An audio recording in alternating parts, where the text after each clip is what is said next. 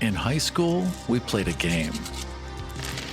Many years later, we got back together to play one more.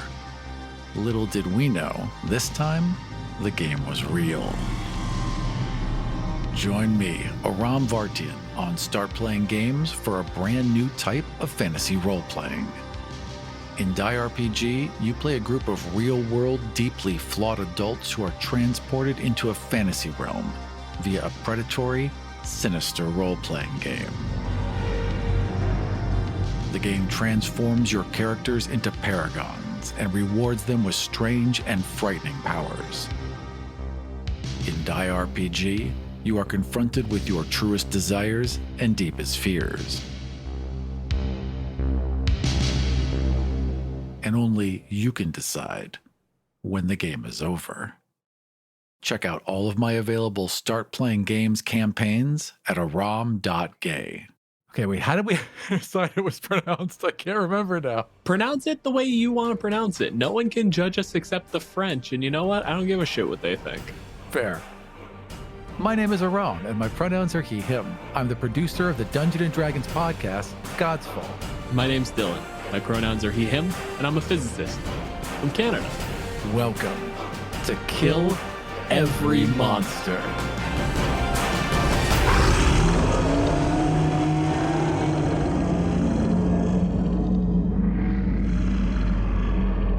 On this episode of Kill Every Monster, we're featuring the Tarrasque. The Monster Manual describes the Tarrasque as a 50 feet tall, 70 feet long behemoth, weighing hundreds of tons. It carries itself like a bird of prey, leaning forward and using its powerful lashing tail for balance. Its carnivorous maw yawns wide enough to swallow all but the largest creatures, and so great is its hunger that it can devour the population of whole towns.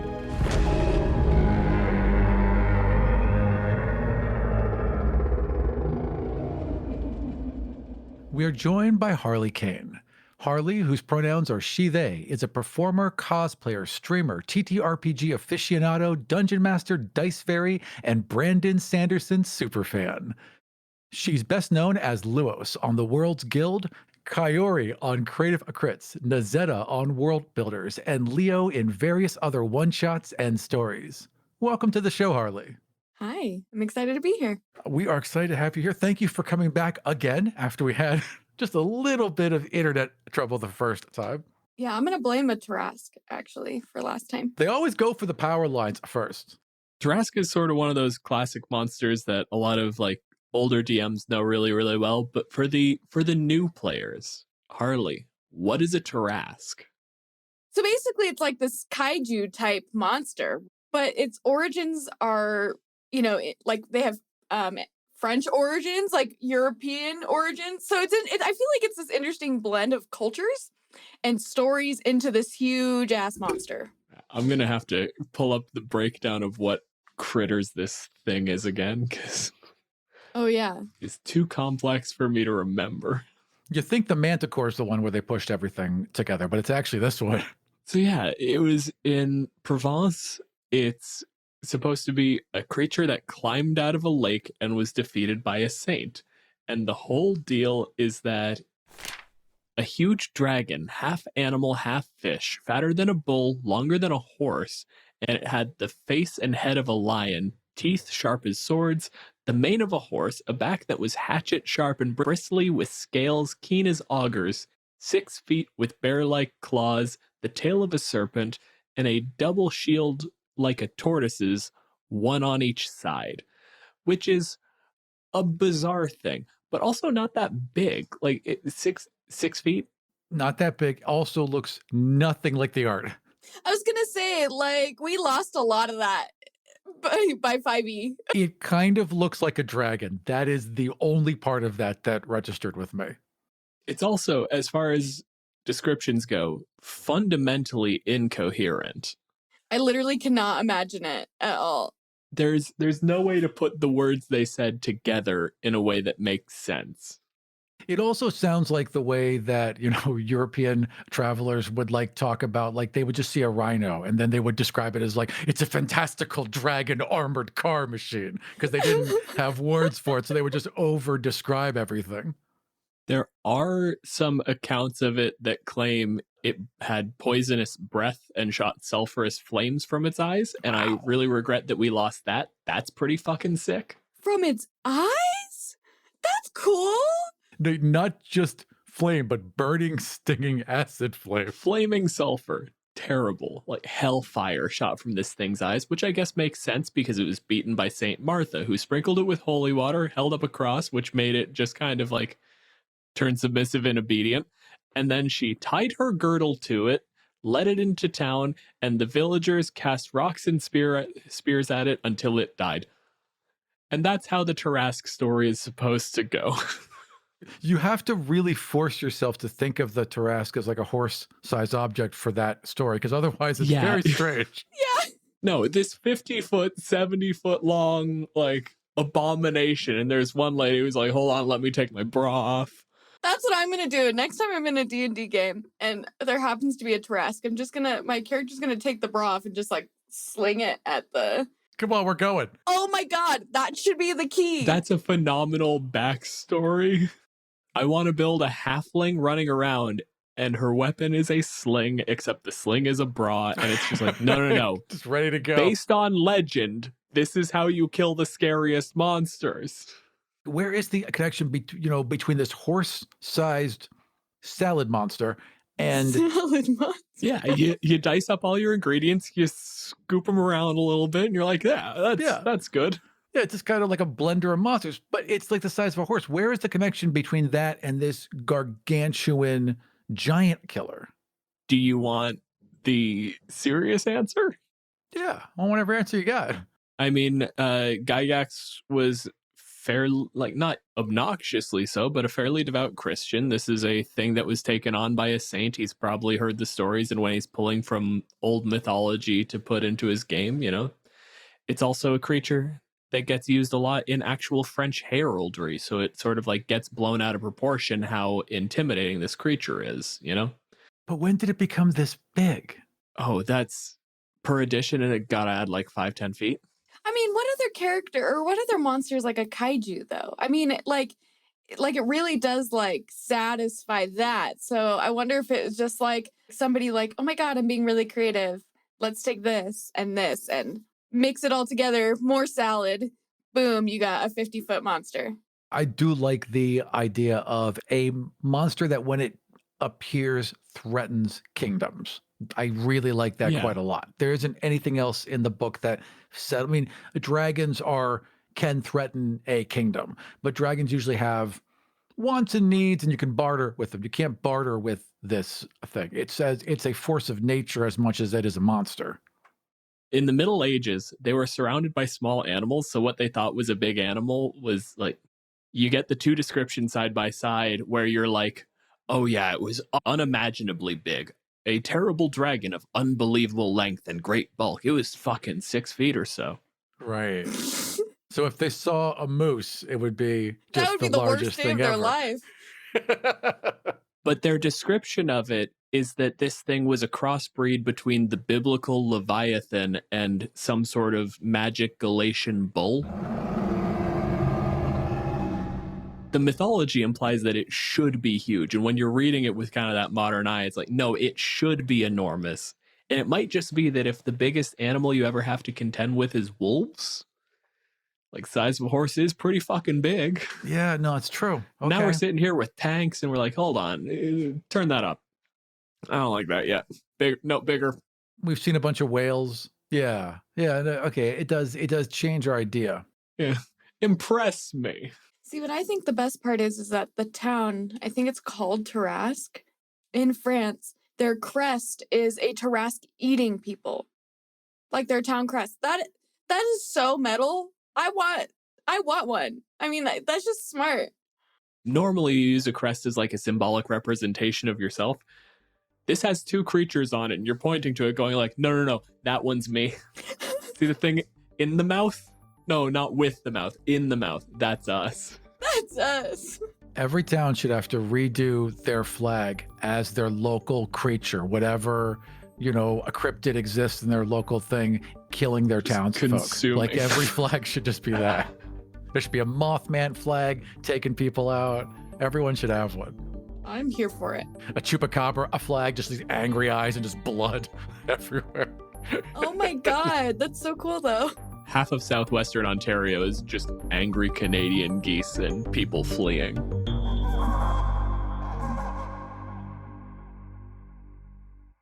That's the background. And it's just so fucking bonkers that I feel like you have to say it out loud. Like, this needs to be known that the Tarrasque, mythologically, is an incoherent, babbling mess from the French. The actual monster, also completely fucking incoherent, but in completely different ways. Also, little boring for what it is, frankly. Mechanically, yeah, it's not so. It's a very large bear. It is. It's a very large bear who hurts houses. I kind of like the idea that it's a puppy. Yes. I think that's that's how I like to think of it. It just wants to play. I mean, in reality, if we're talking about it, there's nothing malicious about a Tarrasque. Like, it's inherently bad because it hurts people, right? But like, it's not coming up out of the ocean because it's like, I hate humans or I hate creatures. It's just hungry. The Tarrasque is just hungry. And so like, it's an interesting monster, quotations, because it's not like evil. I mean, it has no alignment. It should have no alignment, really, because yeah. It is a very large animal. A hurricane isn't mean. It's just destructive. Exactly. The 3.5 monster manual specifically states that it's like, it comes up out of whatever layer it's been in somewhere on the planet. It eats a bunch of shit, and then it goes to sleep for several months. It isn't here to actually ruin your day. It's hungry, and then it goes to bed. And then it wakes up again and has more food. And that's it. It just sucks because it wants to eat us and everything. Yeah. I don't appreciate that. Like, how much would you put up with if it shows up once every decade, hits a town, ransacks it, goes back under the water? We might put up with it. If it's popping up every 6 months, you have to deal with it. So there's some, like, whatever time schedule it's on would determine how we'd react. I mean, in 3.5, I think they talk about how the Tarrasque has like the ability to like move through the earth. So there's like no way to track it either, which I think is interesting. So it's like, well, we don't know where it's going to show up, but it will eventually. Yeah, it sinks into the earth like water. How terrifying would that be? Location of the lair is a mystery, and the beast remains dormant much of the time. Its torporous slumber usually lasts 6d4 months, which is between 6 and 24, so it's 2 years max. Leaves its lair for a brief hunting foray lasting 1d3 days, and once every decade or so, the monster is particularly active, staying awake for 1d2 weeks. After that, it sleeps for 4d6 years unless disturbed. That's an active creature. Based on this description, it is actually hugely threatening to the world. Yeah, all the time, almost. Especially because, like, it's not like Godzilla where it lives in the ocean, where most of that hunting might be whales and sea life and other things. It lives in the land as if it's the ocean. It's a giant land shark that can appear from anywhere and leave no trace.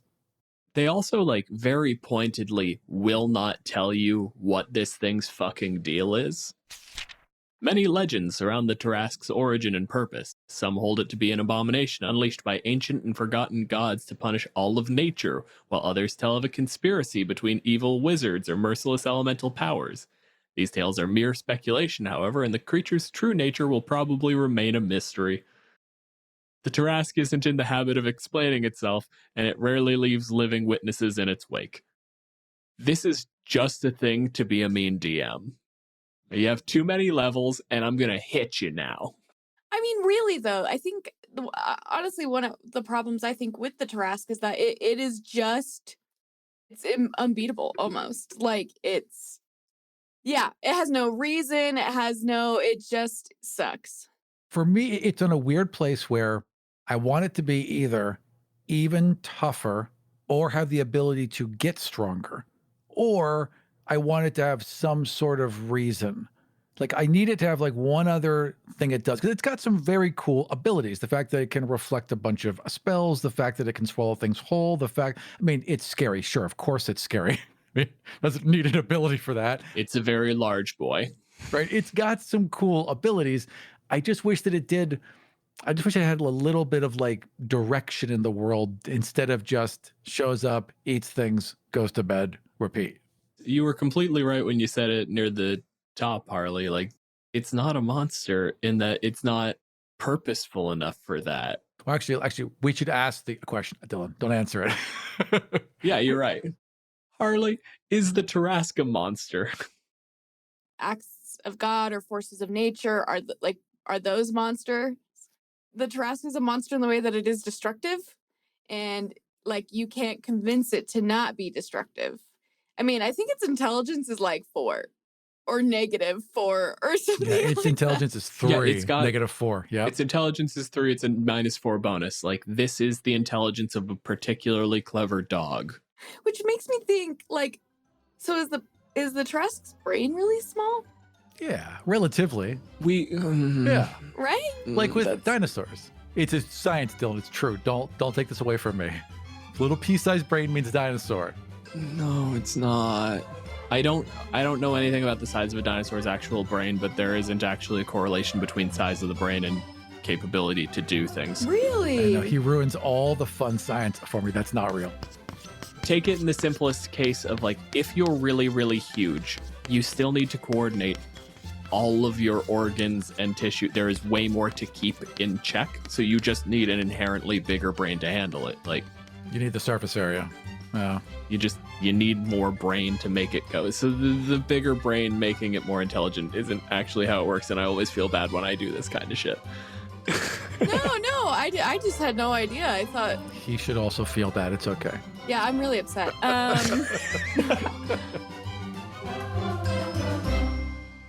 Basically, there's no way to convince it to not do what it's going to do, but it's not doing it because it's mean or because it's evil. So, I mean, then we get into the whole talk of what does it mean to be a monster. I would say, yes, it is a monster for like just talking simply because it is destructive, because we don't want it around, because, I mean, in a game, you're probably going to put it in as a monster because it would not function anywhere else, in my opinion. Like, how could it? When you read first-person accounts of natural disasters, of people who have survived natural disasters, they write about them as if they are malevolent creatures, as if the hurricane or the earthquake or whatever had targeted them with malice. So in a way, I guess you could look at the Tarrasque that way. Like if you survived it, you would just, what else would you see it as except for a horrible monster? The case we usually make is like an animal, like a lion, is not a monster because it's just sort of living its life. And if it is mean to you, it's just sort of a byproduct. It's not out of malice. And while this does fall into the same category, the way that's written into the world also destroys that concept a little bit. Lions make sense. The Tarrasque is not a part of the world, which creates just a really weird space that it occupies where like I could make that argument in either direction. It is effectively just an animal, but also animals are part of a larger system, and this, like, take it to the logical extreme. If you had this thing rampage, what was it? It rampages for like 3 days every 2 years. You won't win. That will destroy the world. 2 years is not enough time to recover, to rebuild, if it's devouring a town and not leaving witnesses. The way it's written, this is an apocalypse.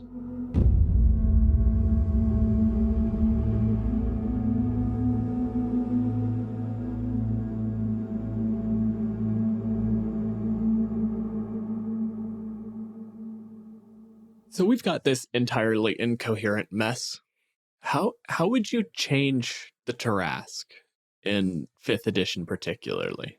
I don't feel like the Tarrasque is a popular monster. You don't see people putting Tarrasques in their game. No, it's very much a golden calf. It's been around since first edition, and you can't not put it in. They'll pay $60 for that mini and just put it on the shelf. Same though. Yeah, it's fair. I personally believe that D&D, Dungeons and Dragons, is a story about heroes. It's a heroic story. Playing in a world where you can do anything, where magic exists, where all sorts of fantastical things exist. So why would you put in a monster, even if you wanted to challenge your players, why would you put in something that you cannot defeat in a world where you can do anything and you are the hero? There's got to be some way for the players maybe to be clever or creative or some way to like figure out, like there needs to be maybe an anti-Tarrasque item or some way, like a weird curse that they, it's got to like somehow be beatable, in my opinion, even if it's really hard, because there's no point in playing if you can't win, why try? Exactly. There should be a hard way to send it off for a bit, like to make it go sleep for a while, and then a really hard way to kill it. You should have both options if you want to go at it. So if you really want to kill it, it's going to, good luck. You can try. You might get there, but good luck. You're going to suffer for it. Or scare it off for another couple years. It's hard. It's going to be dangerous, but you'll probably be okay. Like that makes it a fun multi-level, a creature there where you could engage with it, not necessarily defeat it, have it still feel like the legendary Godzilla-like creature that it is, but also gain a victory off it. This is one of the times where I'm going to have to say that like 5th edition made it much more beatable in that it's literally just a bag of hit points with an absurd number of immunities and resistances. And no breath weapon. Which is a bit of honestly, a huge poison breath and flaming acid eyes grand improvement already. I think that's way better than it is as it stands. First time party shows up, and they're like, it's just a Tarrasque. We've all got flight spells, and then flaming acid. It's the 1-2 punch of like poison breath, and they're like, oh no, we've done this before. Black dragons, green dragons, fuck whatever. And then it fucking Cyclops optic blasts you, and you're on fire. Yeah, that sounds awful. That's a bad day. It should grow. I do like the idea that the Tarrasque is almost this indefeatable Godzilla-like creature that you can keep pushing it back down, but it'll keep coming back up. A Tarrasque is not native. You're right, Dylan. It's alien. It is a totally alien creature. The way it got here is that its eggs that are nearly indestructible soar through space until they find a planet or contact a planet or are somehow drawn in by it and then slam into the surface, go deep under the crust where the egg eventually hatches and the larva swims around for dozens, maybe hundreds of years, maybe a millennia, as it grows into this more lizard-like bipedal monster. And when it comes to the surface, it's small and it's young, and it eats, and it grows, and it goes back down. And as it gets larger, its visits become more frequent and more destructive as it grows and consumes more and more until finally it is so massive that it's consuming whole cities every time it comes up. And then it goes away, and it stays away, and everyone thinks they're safe, except it's laying its eggs. And once its eggs are laid, it swims to the core of the planet and takes in a critical mass of energy until it explodes, shattering the planet and rocketing its eggs, which have been incubated in the heat of the core, out into the coldness of space so they can find their own planets and start the cycle all over again.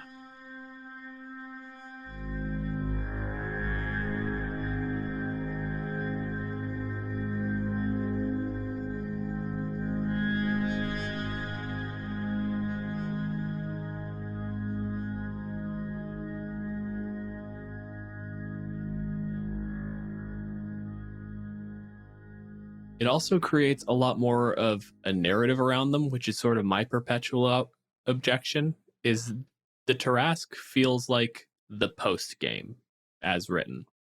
From level 1, you were dealing with some little undead, and then you fought some necromancers, and then there was a revenant, and we did a little side thing where you went off and fought some genies for a while, and then we came back to the undead theme, and the paladin got real happy again, and then eventually we got to the end, and you fought a lich, and it was all building, and there was clearly like this overarching thing that was going on, and now that all that's done, I don't know, Godzilla comes. Right.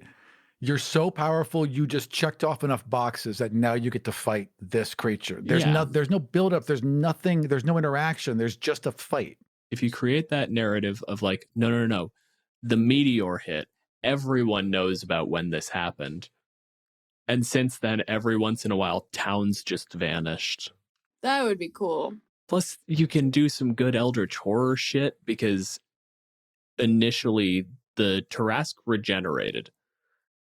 Like, not even a little bit. If anything is left, if a toenail is left, it'll come back. It's like Wolverine. Because I've got the 3.5 edition in front of me, no form of attack deals lethal damage to the Tarrasque. The Tarrasque regenerates even if it fails a saving throw against a disintegrate spell or a death effect. If it fails a save against such a spell or an effect that would kill it instantly, the spell or effect instead deals non-lethal damage equal to the creature's normal hit points plus 10. So it just, if you kill it, you didn't. No, you don't. Yes, exactly. They just wrote it that way. It's like, if you win, you lost. And if you killed it, it's alive. The Tarrasque can be slain only by raising its non-lethal damage total to its full normal hit points plus 10 and using a wish or miracle spell to keep it dead. That's the rules of it.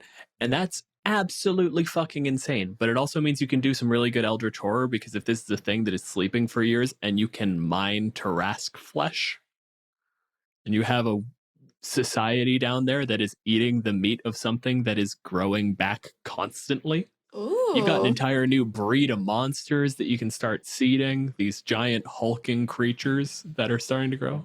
It's horrible. Okay, but imagine Tarrasque armor. That'd be sick. Its carapace reflects spells. What if you used a Tarrasque, a flesh, to raise undead? How powerful would they be? I mean, you could do a lot of horrific things with that. I will point out that you could, like, obviously you can write whatever you want, but strictly speaking, like, it doesn't die. You can't make undead with Tarrasque. It's not undead because it never died. Like, if you dig all the way into its meat and you chip out bone and you try to animate a Tarrasque skeleton, you can't, because that bone's gonna grow meat.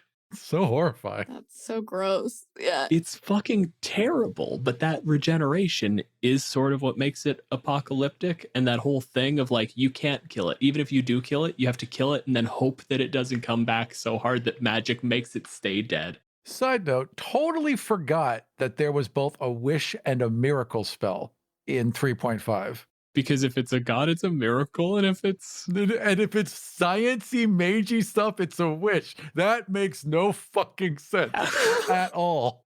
If you just say it to the universe, it's a wish. If you ask Sky Daddy, it's a miracle. There you go. Those are the rules. These are important. Either way, somebody hears it. Either way, bullshit's happening. One way or the other. We got into this a little bit with the golem, but, like, the arcane divine divide in D&D doesn't actually make any sense, and that's a whole weird thing. You want my opinion of how you fix the Tarrasque, you take it completely out of the monster manual and you make it its own adventure. That is a module full of disgusting horror things and a being from beyond space and time, and the idea that, like, if you don't kill this thing, the world will literally end forever. And also, you can't kill it. See, but I love that. And that's interesting, though, because then you can also play with the idea of, like, cultists or people who, like, want the Tarrasque to come, who worship the Tarrasque. Like, you could make it, you could make this quite interesting. But I feel like because it's a little bland that it's not. No, you need to add in the poison breath and the sulfur eyes and the weird, like, cult of dwarves that dug too deep and found a store of meat and were, for some reason, just like, let's put it in my mouth. Actually, this is actually convenient. I hate farming. Or there's this world-ending death cult who, when they unveil the Tarrasque, it's a big scaly puppy. And it's like, hey, just like rolled around. Oh my God, that would be the greatest thing. I would be a part of that world ending cult. How great would that be? Who's a good world ender? Who's a good boy? One of my favorite things to do in fiction is when you have demons or devils, they don't want the world to end. The world is their farm. Souls will stop happening if the world ends. The world ending is bad. So suddenly, when you're like, oh no, the Tarrasque is on the material plane now, it's coming up, there's a cult getting it together, and every once in a while you're running into like 2 NPCs trying to give a quest. They clearly hate each other, and sometime around like level 10 or 11, it's revealed that one is a devil, one is an angel, and we have to be here because I have to keep him in check and he has to keep me in check, and it's a whole legal thing. Like, neither of us is actually allowed to be here unless the other one is here, and we hate each other, but we both agree that the Tarrasque is a bad thing. Good omens. Almost the only monster in D&D I can imagine that will bring in every single faction. The Mind Flayers are here being like, no, we should stop that. We'll help.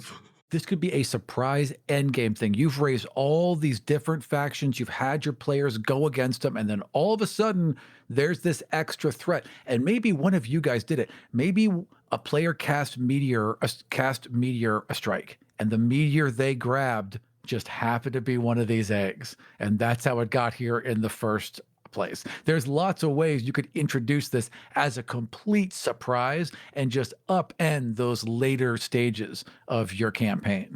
Imagine, so, the Tarrasque needs to eat, feed on like a little town every once in a while, right? So instead of like trying to make the world end, there's like, you could say it's a group, you could say it's a cult, whatever it is. They like bring people to live in a town, or they have like, but you would need to know where the Tarrasque is going to be. But basically, bringing people to be the meal for the Tarrasque every so often, like, or people that volunteer, or you can get really weird with it. They just put all their money into like these seaside community resorts with low financing. Come live and retire here. Just collect right on the shore. Aram, you're going at this the wrong angle. Because you need people who are going to build a town. You walk in and it's desert. It's scorched earth, basically. There's nothing left here. There's no sign that there was ever a town here before, and you need to build up. You want to get a faction that's doing a manifest destiny directly onto a dinner plate? Yeah. Oh my God. Like, no, it's okay. There's so much free land. Build a life for yourself. Build a life for your family. Take them all with you. It'll be great. I promise. Look, good soil under the scorched Just thing.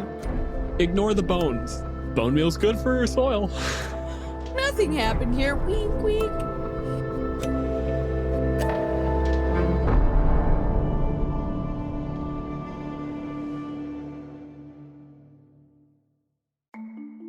As a podcast network, our first priority has always been audio and the stories we're able to share with you. But we also sell merch, and organizing that was made both possible and easy with Shopify. Shopify is the global commerce platform that helps you sell and grow at every stage of your business, from the launch your online shop stage all the way to the did we just hit 1 million orders stage. Whether you're selling scented soap or offering outdoor outfits, Shopify helps you sell everywhere. They have an all-in-one e-commerce platform and in-person POS system, so wherever and whatever you're selling, Shopify's got you covered. With the internet's best converting checkout, 36% better on average compared to other leading commerce platforms, Shopify helps you turn browsers into buyers. Shopify has allowed us to share something tangible with the podcast community we've built here, selling our beanies, sweatshirts, and mugs to fans of our shows without taking up too much time from all the other work we do to bring you even more great content. And it's not just us. Shopify powers 10% of all e-commerce in the US. Shopify is also the global force behind Allbirds, Rothy's, and Brooklinen, and millions of other entrepreneurs of every size across 175 countries. Because businesses that grow with Shopify. Sign up for a $1 per month trial period at shopify.com/realm, all lowercase. Go to shopify.com/REALM now to grow your business, no matter what stage you're in. Shopify.com/realm.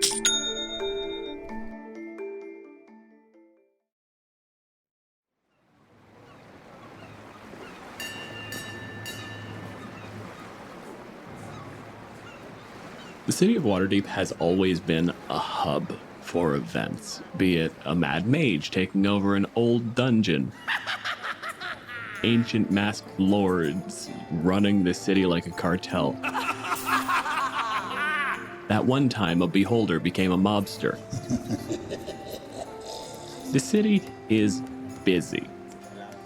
30 minutes ago was the single most dangerous event in Waterdeep's history until the next 30 minutes after that. Relatively peaceful day. And then suddenly, all you hear through the city is constant thundering noise. Out near the docks, there are two enormous statues, think like the Colossus of Rhodes. They get up and immediately start running through the bay towards Waterdeep Castle. They go through buildings, they do not stop. Everybody is rightfully concerned when they see on the horizon why the statues were activated. News goes fast. Wizards start casting sending, messages fly everywhere. And in the yawning portal, a tavern built on top of a dungeon, sitting next to a portal into the river Styx, there is an immediate announcement. The Tarrasque is coming. There are three reactions. One is confusion. The people too small, too young to really know what that means. There's some people right in the middle range who are excited. They know what's coming, and this is their biggest chance to prove themselves imaginable. This is the biggest monster. You can't imagine a greater fight. And then there's the people just a little bit more experienced than that, who know that this is probably the end. And the grand meeting starts, and adventurers start dividing the city amongst themselves. Mages' guilds are alerted, and they scramble to begin the biggest teleportation ritual in history. It has to be able to move something bigger than most buildings. It has to be able to crack through magical protection. It has to make sure that it binds this thing and puts it somewhere where there aren't people. And there isn't enough time to make 100% sure we know where we're teleporting it, so now it has to have these divination elements. It is the fastest research effort that has ever taken place. It's a very complex spell. It was a contingency that they had written down in some meeting, right? Like it was a lab, Yeah. but no one had ever trained on it, and the budget to do it never really came it's through. always done in the context of like, what if there's a dragon attack? And then it was like, fuck, okay, so we're gonna use this. This is a good framework. We need to make two big adjustments because dragons aren't magically reflective. And then once we've gotten that figured out, we can fire it off. They need about 15 minutes to get it working. And at that point, the tavern splits. People begin evacuation efforts. And there are maybe 50 adventurers in the tavern total in a city of millions of people. They know that someone has to watch the tavern. If this place is crushed, the Tarrasque gets into the abyss, cracks through that portal. Gods only know if it's going to go through or if it's going to pull the river back out, flood all of Waterdeep with the waters of Styx. We don't know. And so 3 adventurers, just strong enough to maybe be able to push back, are left sitting outside the yawning portal with a simple task. Don't let it get in. So we're now all standing outside. I've got my 3rd martini. I refuse to give it up. I've just got it there, swirling it around. You paid for it. It's been about 14 minutes since the casting began. And you start to see on the horizon this huge lumbering shape come up. You have 1 minute that you need to keep this thing back. And then maybe the city survives. Yeah, I had like been like, I'm like, oh no, we're fine. We're just gonna protect the tavern as everyone else flies off, and I see it looming on the horizon. Oh fuck! Down the drink, toss the glass out. So let's hop back about 30 minutes. Harli, how you doing, bud? I'm doing great. I was just gonna. Do you want to tell me about rising out of the bay and storming the most populous city in Faerun? So I imagine in my brain, just, based on, the kind of little lore that we do have in 5e about the Tarrasque, that they've been slumbering. But you know how sometimes you lay in bed, and maybe this is because I grew up in a place with earthquakes, but you know how sometimes you lay in bed and you feel like your bed shake a little, and you're like, what's that? And then you're like, it stops, and you go back to sleep. Over the past few months, I've been lying in bed feeling that random shake because it's the Tarrasque's stomach. They're starting to get hungry. Finally, the rumbling of their stomach is enough to wake them up. And they stretch in the ocean. And they somehow have ended up right outside of Waterdeep because they've been asleep this whole time. Probably floating in the depths of the ocean. Just waiting until they're hungry enough to wake up again. Not even caring where they are. They stretch, feel their rumbling stomach, and slowly crawl towards wherever they feel, just anywhere they feel earth, eventually making their way towards the docks of Waterdeep. Imagine that standard scene, you're watching Jaws, any movie involving a shark, and the fin starts to just crest and move. It's that, but tremendous boat-sized spines jutting out of the water just outside the water gate. For a week before this, there was some young dwarven geologist who was like, no, these are rhythmic, these are regular, something is coming, and they just ignored her and kept shoving her out. This 5-story tall behemoth, by the time it's halfway up the bay, its head has crested the water. By the time it starts getting up onto the docks, it is on step, crushing structures. It has to start getting a full block into the city before the buildings are large enough that it matters to slow this thing down.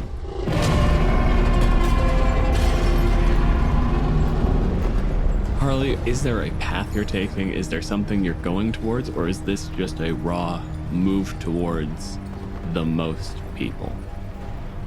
Honestly, probably still waking up. Still kind of stretching, just moving, kind of like Froggy just woke up, rubbing its eyes, just moving towards where the stomach leads, basically. I actually did bother to look at a map of Waterdeep. If you were to basically come up the bay and you just look at where the city is dense, it is a straight line through the yawning portal, more or less. So this is just, it starts going. There's a point where you start to venture a little off kilter and you're on trajectory to hit the actual castle where the masked lords are, where the people who are running everything behind the scenes in Waterdeep. And this statue, maybe most of your height, 30 feet tall, give or take, comes over. And all it doesn't even engage. It just hands on the side of your massive carapace and just shoves.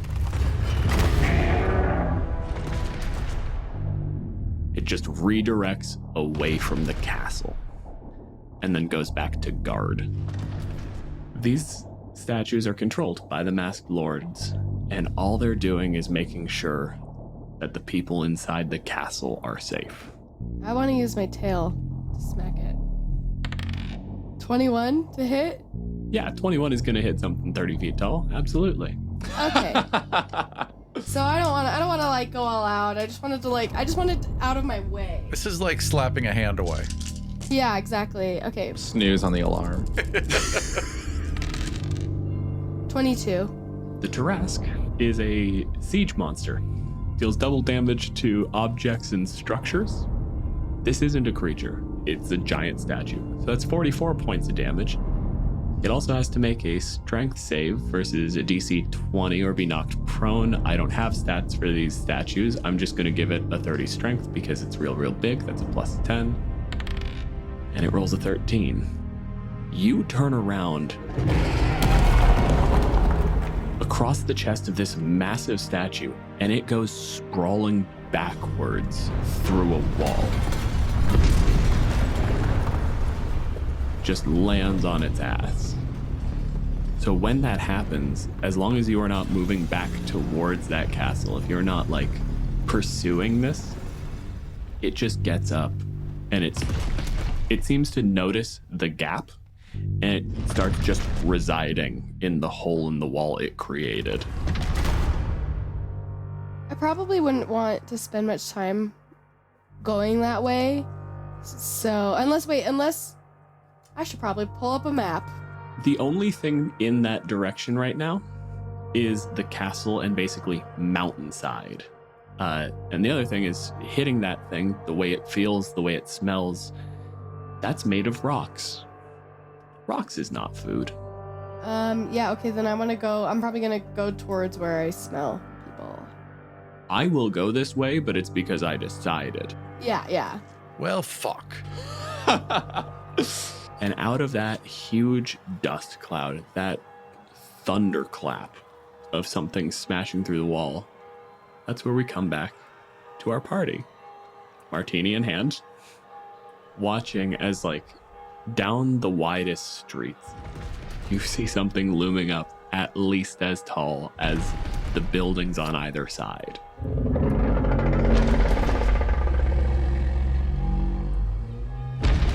Horns the length of a man.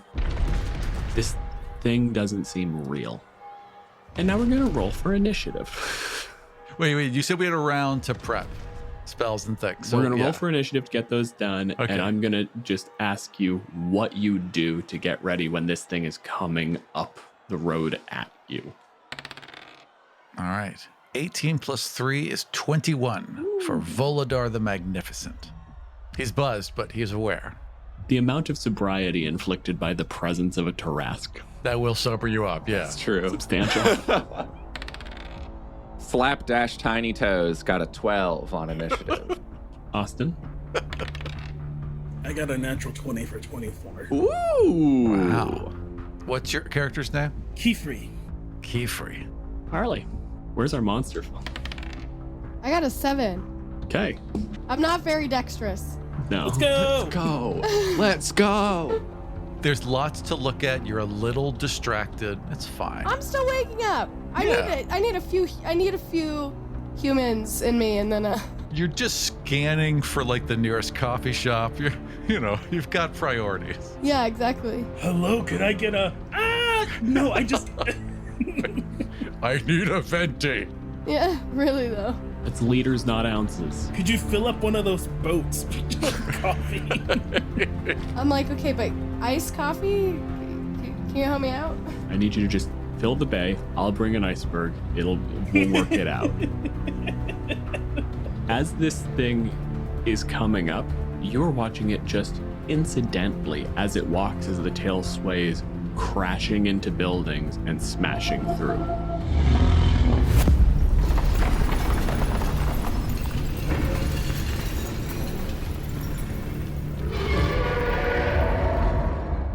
Its foot, when it lands, reaches most people's height.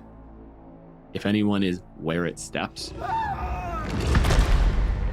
they aren't there when the foot comes up.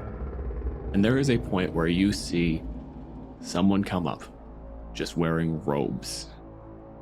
And they do their best. You see a quick spell, Volodar, you recognize this. This is the worst idea you could possibly have. When they cast Magic Missile, it hits that thing, and then immediately bounces off and strikes the mage dead where he stands. Oh, that shouldn't happen. Fair warning, it will bounce spells back at you on occasion. All of them? I don't need magic. I don't really, but you know what, he's never really studied, so when you ask like all of them, he just kind of shrugs. Oh, uh-oh. At level 17, you do know a fair bit, so I will give you the Arcana check for just how bouncy is Tarrasque meat. I do have a plus 11. Can I also roll Arcana with my plus 0? 11 plus 11 is 22. Cool, that's higher than what I got. So that dragon is broken, Slapdash. That's what you know. That dragon is fucked. They're supposed to have wings and breathe fire instead of be bouncy and have shells. I give Volodar the Magnificent puppy dog eyes, begging him to tell me how to cast spells at this thing. Voldart looks over, is like, hang on, and he taps the side of his head, and he casts telepathic bond. And then vroom, we are all now linked Cool. together, unless you want to resist it for some reason. And then he thinks the information at you. At a 22, I'm just going to tell you, anything that directly targets the Tarrasque. So that's a magic missile spell, anything that shoots in a line, so if you shoot a lightning bolt at it, or anything that requires a ranged attack roll, you roll a d6. On a 1 to 5, it bounces off the Tarrasque. On a 6, it bounces back at you. So, can you run over the specifics about what this is? Anything with a ranged spell attack or what else? Ranged spell attack or a line. And then magic missile, because it's a ranged spell attack that automatically succeeds. So, okay, that honestly, not as bad as I thought. So if it's like a save, Yeah, saves are good. Saves are good. Melee spell attacks are good. Melee spell attacks are good. Granted, a melee spell Okay. attack Whew. also means that you are touching it. Not necessarily.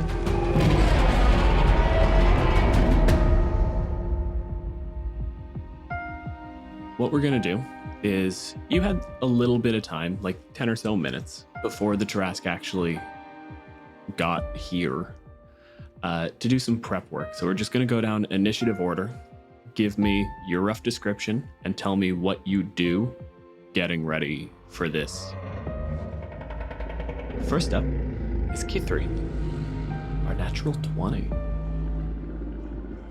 Keithy sits in the middle of the road, just does a chair pose, sits, squats down, and is just like fiddling with a gold in one hand. The other hand is just like holding their sword drawn and is just waiting.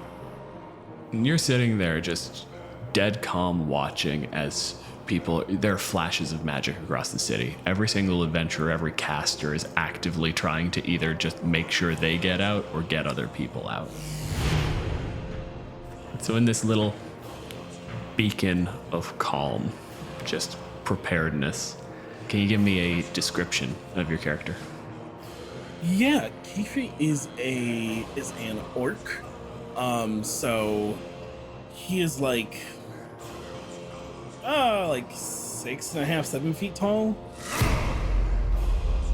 Doesn't wear any armor or anything, just has on like warrior skirt kind of thing, not necessarily like a kilt or some other garb, but something like that. I don't know the name of a bunch of types, some sort of like warrior skirt situation. Doesn't wear any shoes, light blue skin.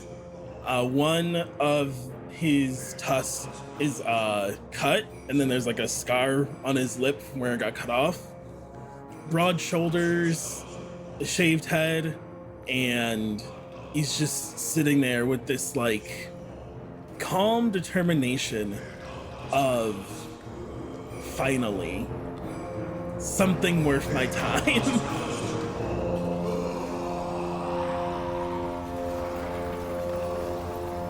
It was fine. Being as seasons as we are, there's not like a lot we do, right? Like if a level 20 is a step away from godhood, like when you hit 17, like there's not a lot you do. You don't get called a lot. You mostly just sit around and wait for stuff like this, and stuff like this doesn't happen every day. You don't get called in for goblins anymore. No, I'm bored. All right, Volodar. Volodar the Magnificent is casually sitting on like an outside table. They have a few little outside dining areas and he's just sitting there. He had finished his martini, realized he had time to get another and went ahead, stepped back in, set himself up and came back out.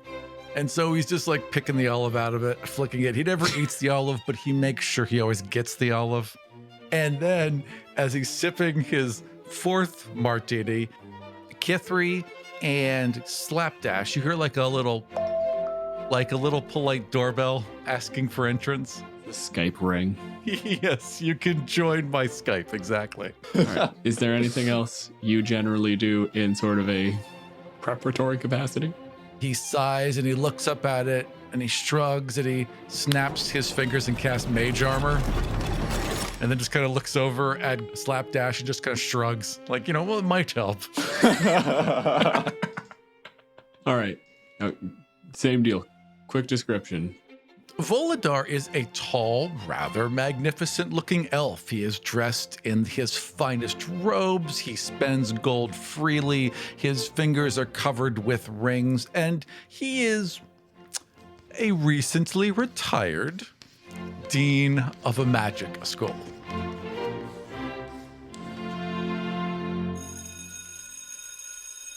Now, when you say retired, I was allowed to retire. there you go. Some light embezzling, Just a touch of embezzling. These things happen. The huge. Mm-hmm. Slapdash. Slapdash is a very goofy looking Lightfoot halfling. He's got a bowl cut of bright white hair and a mustache with the ends curled. He has really loud, jangly scale mail that really just kind of swallows him whole. Back at the beginning of your description, when you were talking about sort of the second level of adventurers that don't quite know what they're getting themselves into, despite being level 17, I think he falls pretty firmly in that camp. Hearing the description of the fact that ranged spell attacks straight up don't work on a Tarrasque has really shaken him. Very much just like, well, what's this all been for, if not for this? And he uncorks a potion of hill giant strength that he's been saving for just the right moment, downs it, along with the olive, which he always takes off of Volodar the Magnificent's hands and eats because they're delicious. I don't know. I guess if your strength goes from a 11 to a 21, you'd probably notice some physical changes. Get a little bit of a pump out of it, right? But more than anything else, when you're moving in armor, it goes from like shifting under this fairly heavy like chain shirt scale to just moving as if you're wearing a t-shirt. Like if you took a picture of someone before and after hill giant strength, you might catch it if you're really paying attention. But if you watch video of someone before and after, everything just moves better. And you see, now moving this way in his armor, he begins to rise up with his winged boots as he takes flight. And he grasps his amulet of the devout and uses its one free use of his channel divinity to invoke duplicity. And since I'm level 17, that's improved duplicity, which means that 4 duplicates of Slapdash, ping, ping, ping, ping, appear within 30 feet of him. All right, little slappies, let's do this. We're with you, boss. Sure thing, boss. Yay, boss. And they spread out, ready to take on the Tarrasque. One of them he will keep close to Kithri and Volodar, assuming that they are close to one another. One of them will race ahead, trying to get close to the Tarrasque. All my duplicates have to stay within 120 feet of me. I can use a bonus action to move them, and I can cast spells from them. That's all I do. The last thing Volodar does, well, he does 2 more things. He's going to cast a fly because that just makes sense. But the last thing he does is cast Skywrite. And so above you, it says, "You are protected by Volodar the Magnificent. Fear not, good citizens." And then whatever, theater he's going to be at performing next week. So he just, lays that all out above us. There's a half second where you have to think, where is that theater? ... Oh, right. The scene cuts and the Tarrasque basically walks through your Oh, shit. and it becomes smoke and it's really spooky and whatever.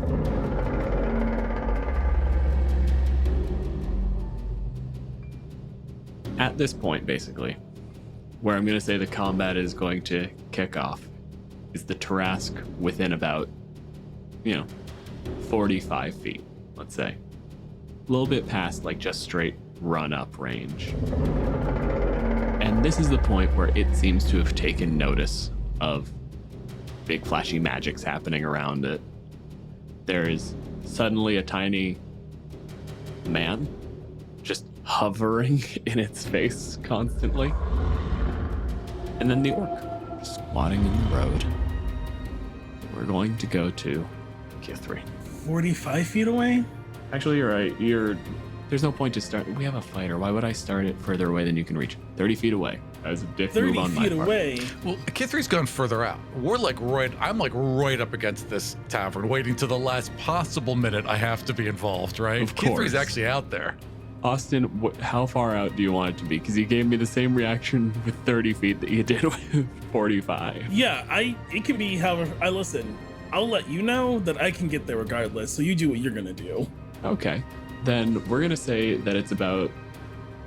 We'll stick with the original. It's 45 out from Kithri, which puts it 100 feet away from Volodar because he has refused to leave the there is a little bit of you that's I could go in and make another martini if this slows down. Right, I'm considering it, yeah. Slapdash, where are you relative to the rest of the party, aside from up? If I had enough time to move my duplicates a couple rounds to move them out, I basically kind of want to be equidistant between Volodar the Magnificent and the Tarrasque. So I guess that puts me just 5 feet behind Kithri up in the air. And if you'll allow it, one duplicate by Volodar, one duplicate basically right up in the Tarrasque's business. And then the other two, I guess, are hanging out by me in case I need to send them somewhere else. Okay, perfect. Yeah, that's fair. All right. Then, first turn of combat. Kithri. I'll stand up, stretch. And then I will use my bonus action adrenaline rush to dash and move 30 feet and just run up to it and then use my normal movement to close the last 15 feet. I have 15 feet left. I don't have a climbing speed. I want to start climbing it. Okay. Which, if I understand correctly, since I don't have a climbing speed, takes double movement for every. It's a 2-for-1, yeah. It's like a half speed thing because I don't have the speed. So I'll climb up 10 feet because I have 15 left. Harli, there is this small little creature that just goes from sitting there to just at a dead sprint, almost as fast as you actually run. It fires directly at your leg and then starts coming up. So here's my question. Is an orc climbing your leg a concern at all? They don't do any damage, right? It's just climbing so far. Nah. Not really. Okay. You don't have to make a check. You just do it. I will take my 3 attacks. You're ankle height right now? Maybe halfway up the shin. I'm assuming 15 doesn't hit. No. 17? Oh. Clang. A natural 20? There we go. That does hit. All right. So, you're going to deal your double damage plus 14 for the Sword of Sharpness you took out of a dragon's hoard back in the old days. Nice. 44 damage. Damn.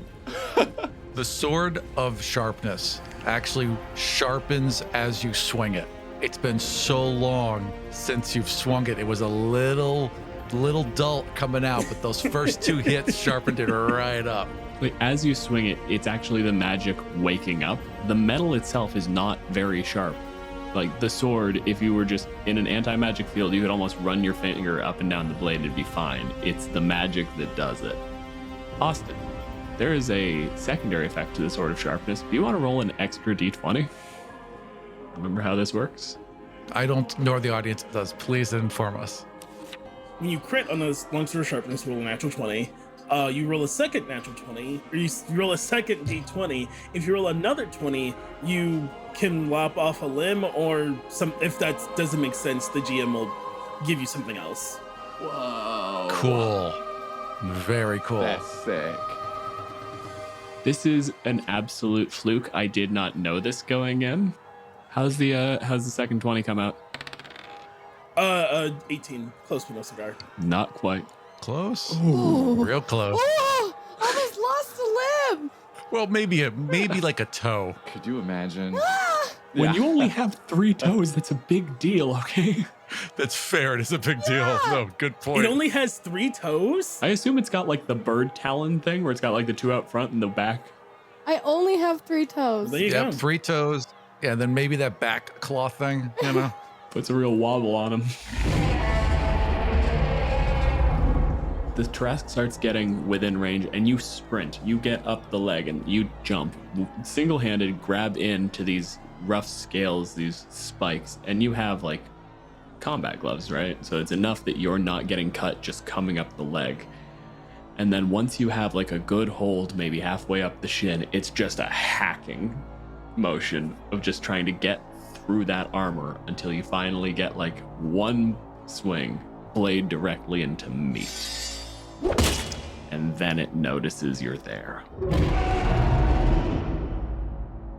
Can I do a legendary action? Is it the end of your turn, Austin? Absolutely. Bring it. Yeah, legendary action. So I'm gonna do the attack. So you can make one claw or tail attack. And I'm gonna do a claw attack. I'm gonna be like scratching at my leg. Like, what the heck happened? Did I step in something? Hold on. Does a million hit you? Yeah, right?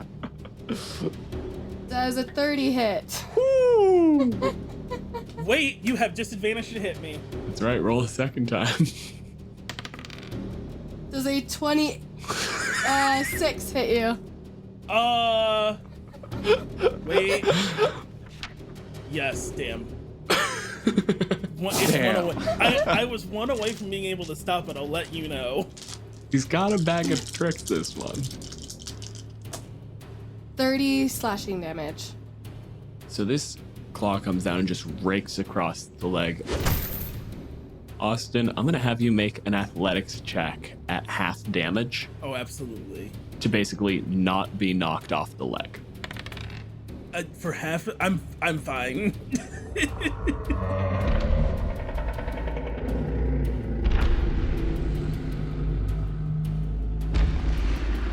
Volodar, 100 feet in front of you, there is an orc climbing the biggest creature you can imagine.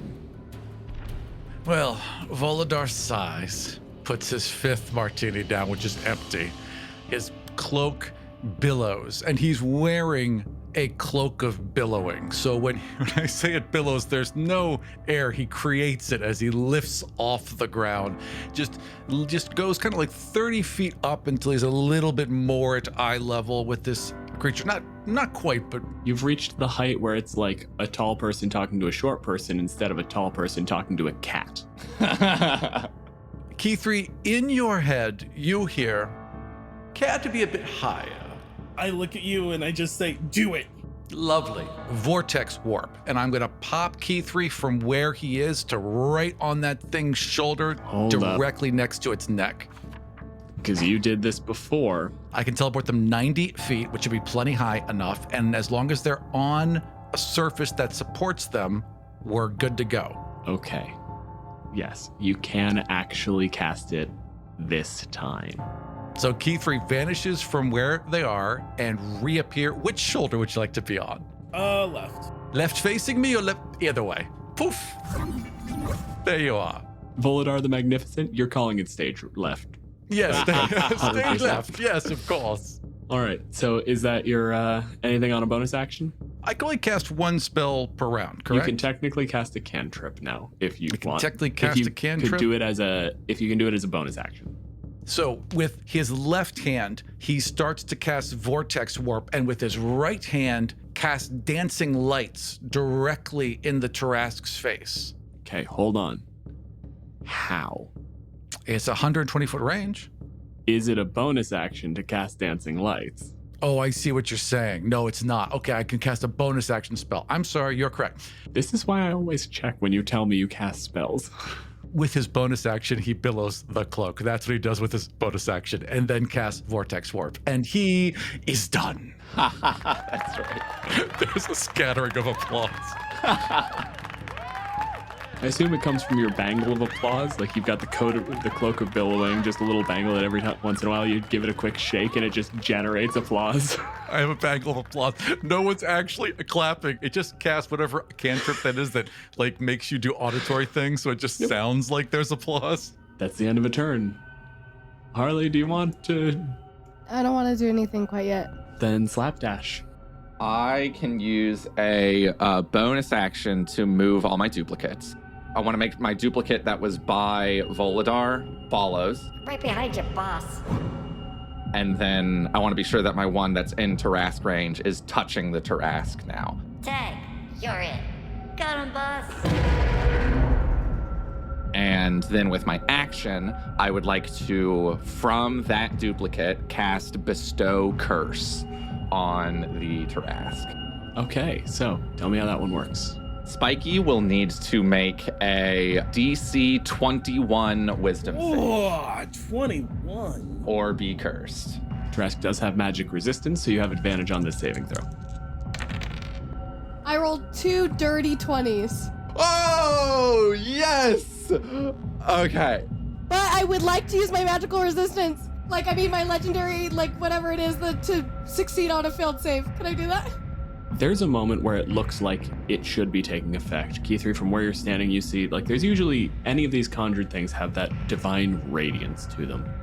But that goes from this sort of holy glow into this almost ominous miasma, collects into the arm of the slapdash and surges into the, basically, forehead of the Tarrasque. And it looks like it starts to spread. And then it looks like the Tarrasque starts to notice that there's an illusory halfling on its head. And the brow furrows.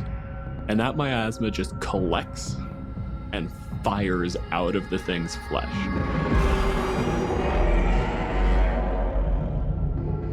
It just rejects the curse.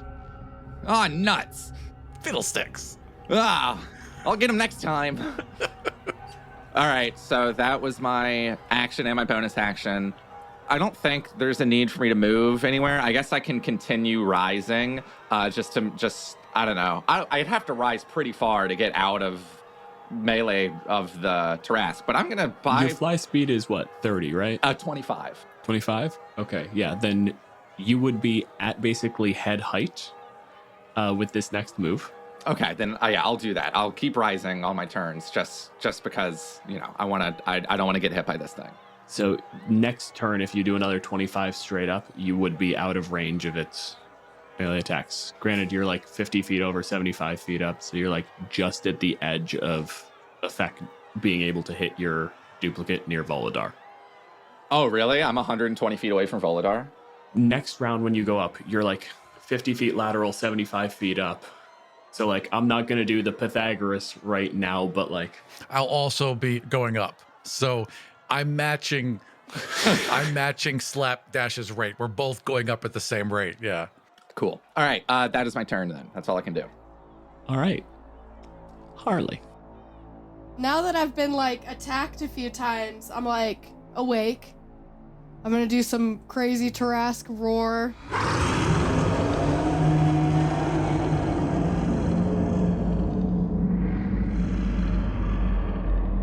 as part of your multi-attack, that roar can be the Frightful Presence ability if you want to activate it right now. You get to use that every turn. Yes, that's exactly what I want to do. So all y'all need to give me a wisdom saving throw DC 17. It's one of my good ones. 13 plus 8 is 21. 13 plus 11 is 24. I've faced more hostile crowds. Who's closest to me? It's Key3 who is definitely on your shoulder, and then about 50 feet in front of you, which I will point out is absolutely close enough for you. You've got 40 feet of move and a 10-foot reach. Is a flying snack. Do I notice Key3 on my shoulder? Do you? I didn't hit you on your shoulder, I hit you on your leg. No, and my passive perception is 10, so it's not very good. And I have canonically not said a damn thing. That's true. I also did miss and invoke duplicity. It does describe my illusion as, quote, perfect. Yeah. So it's meant to be, it is like, actually take that it as is you will. seeing another person. I think it's like, but if it gets bopped, it's gone. It has like no HP. Is there some sort of save to know whether it's a real thing or not? Or? It doesn't say. It strangely enough doesn't say. Yeah, what we're going to go with is it is visually perfect, but I don't think there's any wording in there that implies that it is actually meant to be an illusion. The other thing is it landed on your head and is an illusion. I don't think it has mass. So if we all think that's fair, That's fair as well, yeah. then I think you would know it's not real. Yeah, but have I noticed Key3 on my shoulder? Roll the perception. 12. Yeah, I'm going to say that's enough because you also have blind sight.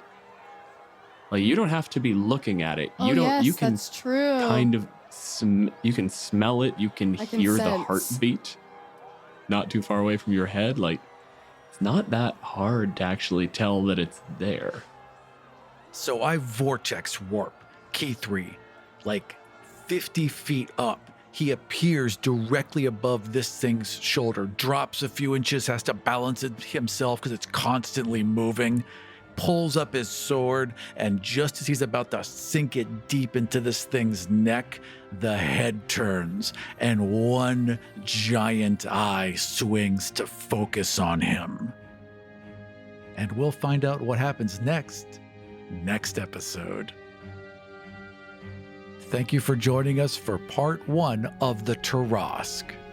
For more information about us, notes for each episode, and ways you can help support the show, head over to killeverymonster.com. If any of the ideas we've discussed on the show have sparked some of your own, tell us about it on Twitter at KEM Podcast. You'll find me at DJ Malenfant and Aram at Aram Vardian. For ad-free episodes, early releases, bonus episodes, print-ready maps, our new audio DMs notes, and my character sheets for each encounter, head over to patreon.com/killeverymonster. You can also listen to ad-free episodes and bonus content by subscribing to the show on Apple Podcasts. Our intro theme and many of the sound effects you hear in the show were created by BattleBards. Check them out at battlebards.com. This episode was produced by Aram Vartian and Dylan Malenfant. I also did the editing. Our guest was Harli. You can find her on Twitter at Harli Kane. We were also joined by Gus Rachels at Gus Rachels and Austin at Sailor Scout Austin. And if you are anything like me and all of that information just fell right out of your head, you'll find everything you need at killeverymonster.com. And we'll see you next time For Kill Every Monster.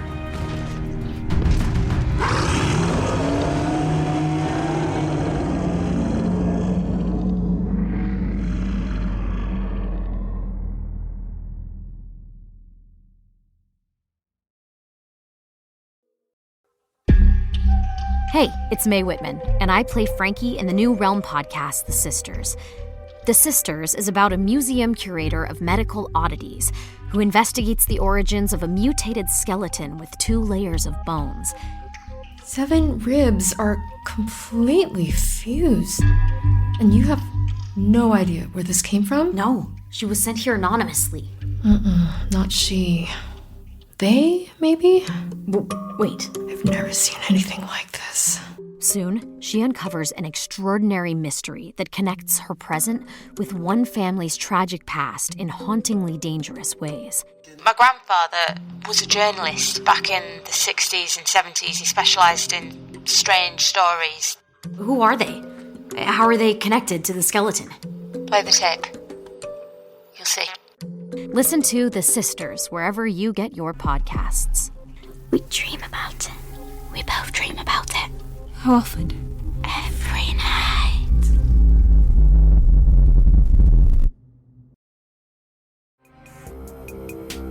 This show was produced and edited by Dead Ghost Productions. Find out more about us and all the shows we make at deadghostpro.com.